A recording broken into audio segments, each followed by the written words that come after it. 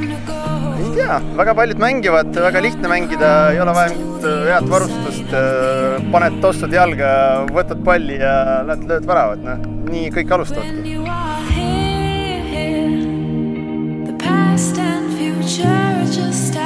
Aga jalgpall on just kõige parem mäng, sest see on suur meeskonnamäng. Meeskond hoiab ühte, ajab taga ühte asja, ehk siis väravad. Ja kui tuleb värav, siis see tähendab ainult head. Ja see ongi kõik, kogu selle jalgpalli võtmis.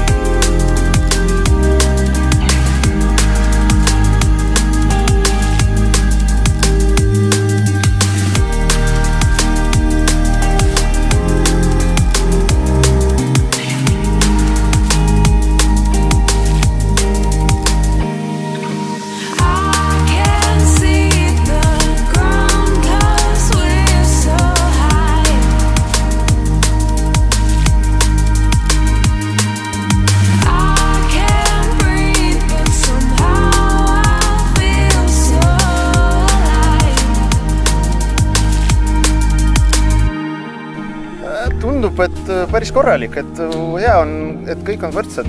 Kõik tiimid, isegi need, kes said mingi 7.-8. koha, need olid suht tugevad, nendega oli raske mängida alagrupis. Meie enda tase on see aasta kindlasti märksa kõrgem, kui oli seda eelmine aasta ja vastased on ka. Ütleme see, kellega me poolfinaalis kokku läksime, nendega oli ikka pärajalt palju tegemist, aga samas lõpetasime penaltitega.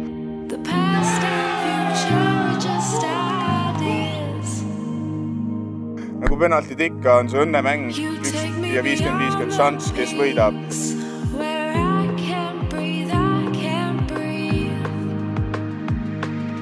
Seekord meie kahjuks ei võitnud. DHL jõudis finaali, eelmine aasta said meie käest 2-1 sugeda, nii et see näitab reaalselt seda ikkagi, et tase on tõusuteel ja järgmine aasta oleme kindlasti valmis selleks, et see on veel kõvem.